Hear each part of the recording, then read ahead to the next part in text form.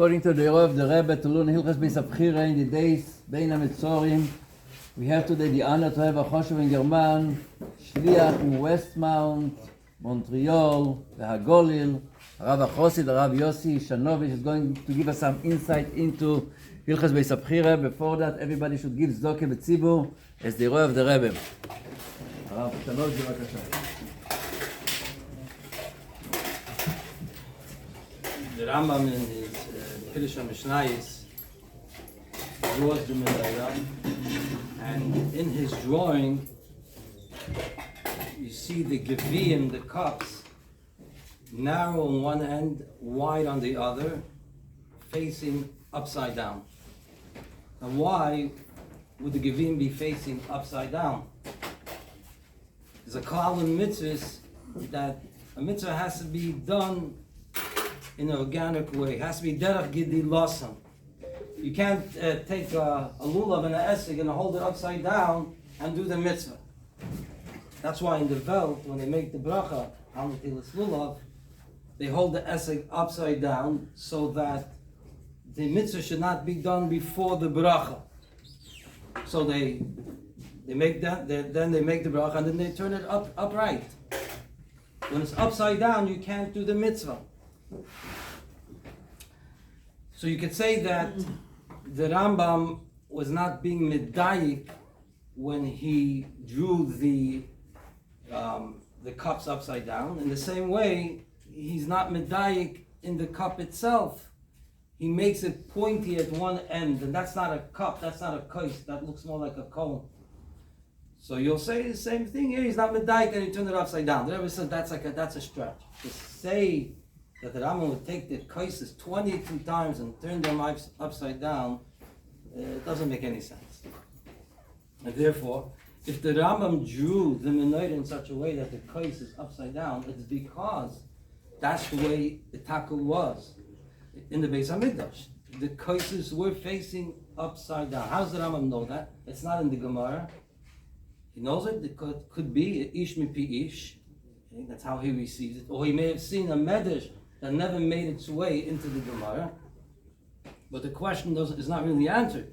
It's just carried over from the tzir of the Rambam, putting it in Pirush HaMishnayos, to where it actually was in the Beis HaMikdash. Why would it be that in the Beis HaMikdash that the kaises would be facing upside down? So the Rebbe says it's for the same reason that the windows that were in the Beis HaMikdash were shaped differently than typical windows. Usually, you have your windows shaped in such a way that the light should come inside from the outside. So, for example, on ships, on boats, they'll make it that in the outside of the window, it will be narrow, and then it comes wider into the inside to take in as much light as possible. The Beis HaMikdash did not need the light from the outside. The whole idea of the Beis HaMikdash, the light is to light up the world, to tell the world that the Shekhinah is B'nai Yisrael.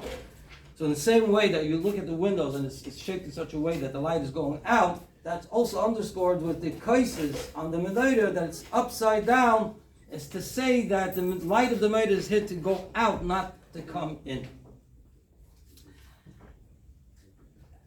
Masha'enkin, when it comes to other mitzvahs has to be done in the Seder.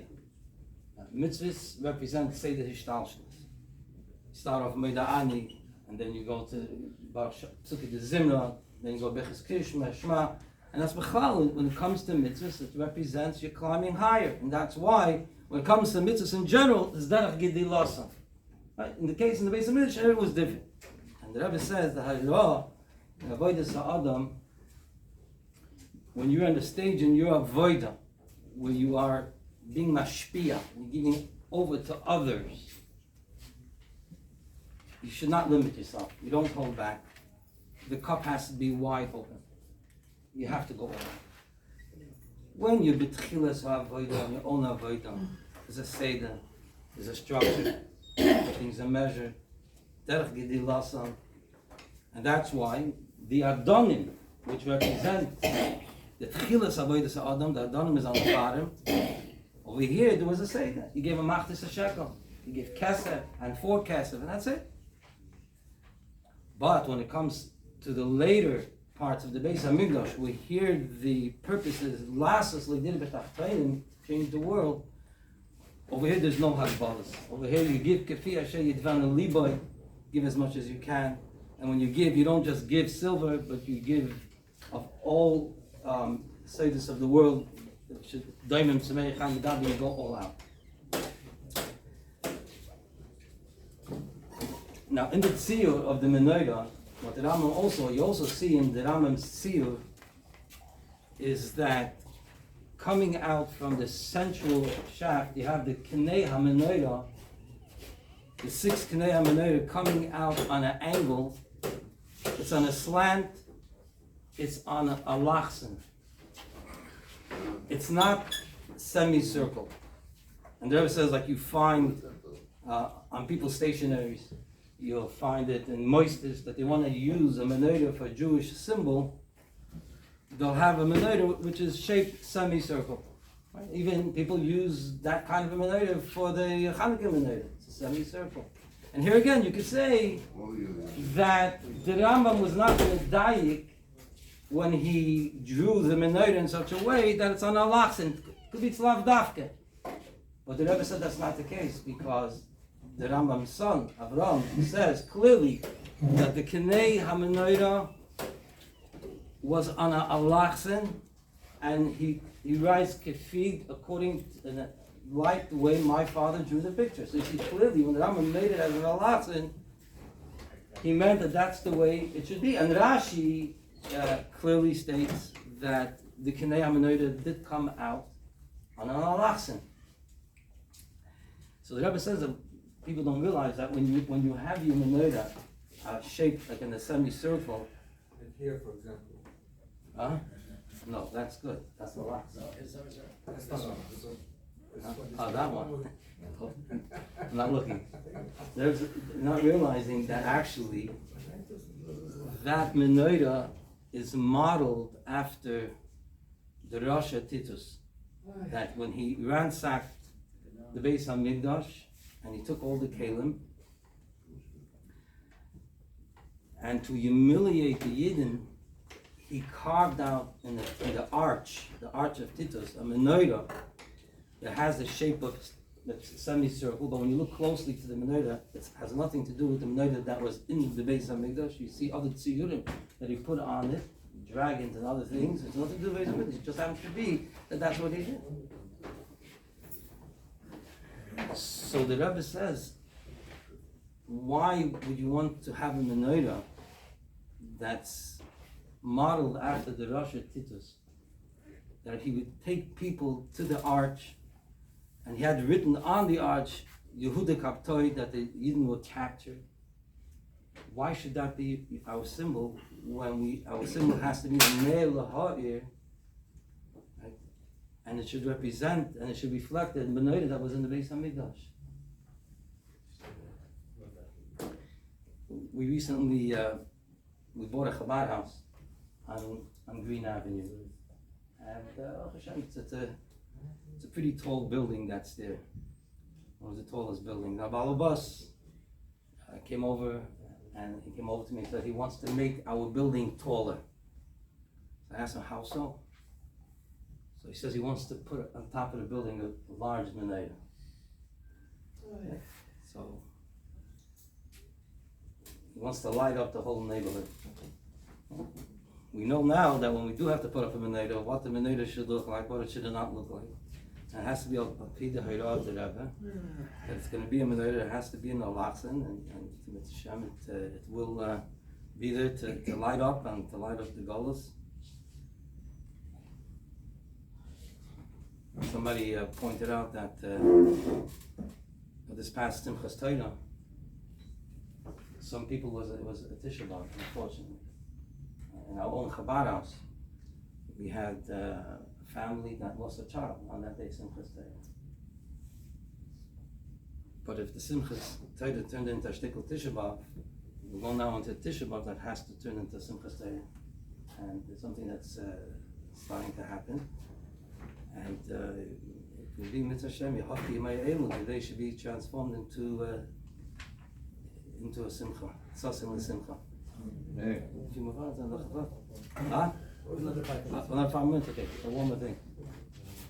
In the Yad HaChazaka, the Rambam has engraved in every item that was on the menorah, which means the kaftorim, the buttons, the flowers, the gevim. He has the almonds shaped in every one of those items. And the Torah says that it should be mishukadim. That's what the meaning of mishukadim is. That it has to have the shape of an almond. And the interesting thing is that in the Yad HaChazaka, the Rambam says every item that was on the menorah had engraved in it the mishukadim. Now, we could understand why in the middle shaft all the items have in them the mishukadim, because when you look in the Psukei Torah, it's not clear on which item does the Torah say it should be engraved mishukadim. Because if you look, the word mishukadim is placed between the word gevim, okay, and the kaftorim ufracha, the button. So it's somewhere in between. We don't know if the word mishukadim is going on the word before it, or is it going on the following two words. So the Rambam says ein lo hechra. It's not clear, and therefore you have every item on the central shaft engraved in them the mishukadim. But when it comes to the other kinei hamenorah, over here, if you look in the Psukei HaTorah, it would seem pretty clear that the word mishukadim does not go on gevim, because the word mishukadim is written after the word bakana echad. It says gevim bakana echad, and then it says mishukadim. If the Torah wants that the gevim should have in them the mishukadim, then the way it would have been written is gevim mishukadim bakana ha'echad. The fact that the word mishukadim is written after bakana echad is clear that it's going on the following two words. So why would the Rambam say that that every item, it doesn't matter if it's on the central shaft or if it's on the kinei, on the branches, that no matter what the item was, had in them mishukadim? The Rebbe also asked the question, B'chlal, when the Rambam says the words ein lo hechra, it's not clear. What does it mean that it's not clear? What is clear? You take a look at any pasuk in the Torah, and you also could say ein lo hechra, we don't know what it means. The Torah says about an esek, the esek has to be a pri eitz hada. Do you know, is it clear? Is it hechra what it means? You know it's an esek, because that's the Messiah. Moshe Rabbeinu told us that's what it has to be. Lo yisavashil gedi b'chalev imay. Okay, also here you could read it b'chalev imay. We know it means b'chalev imay because that's what Moshe Rabbeinu said. Every pasuk in the Torah, we know it because that's what Moshe Rabbeinu taught us, and that's the meaning of the pasuk. So when the Rambam says about the middle shaft, ein lo hechra, we don't know on which one it goes. What do you mean? Didn't Moshe Rabbeinu tell us exactly how it has to be? Why is that even a question? Parenthetically, the whole machlokes Rashi and the Tam, and in the Tefillin is that according to Rashi, according to the Tam, the only reason that there is a machlokes between Rashi and the Tam is nothing to do with time, how it was given over to us by Moshe Rabbeinu. The reason why you have different opinions because in the time of Moshe Rabbeinu, you had Rashi, you had Tefillin Rashi, you had Tefillin Rabbeinu Tam, and both Tefillin were good at the time. The whole difference happened later on in the time of Chazal, where the Chachamim said it has to be in a certain way, and over here they're debating what's the meaning of the Chachamim. But from the time of Moshe Rabbeinu, I mean, historically, there's even proof that they found Tefillin that goes way back before by Sheni, way back. So that's not. So the idea that on a menorah there should be an uncertainty of how it should look and which item should have gvim, it doesn't make any sense. So what does the Rambam mean when he says ein lo hechra? I don't have enough time about just the nekudah that the Rebbe says. You have to cite. Yeah. I can just finish up. The Rebbe says ein lo hechra is not the pshat that we're not sure. We are sure. We know exactly how it has to be. It has to be the way the Rambam says it has to be. The Rambam is saying that the way the menorah had it was that every item, and it didn't make a difference if it was the central or if it was the kinei menorah, every item, the time of the Beis HaMikdash had in it engraved the almonds, the mishukadim. all the Rambam is saying with the words Ein Lo Yachra is that there's no proof in the psukim. The psukim you can't see it. You can't see it in the psukim. But the mitzvah Indian to know what it was, it clearly that's the way it was. Shkoyach.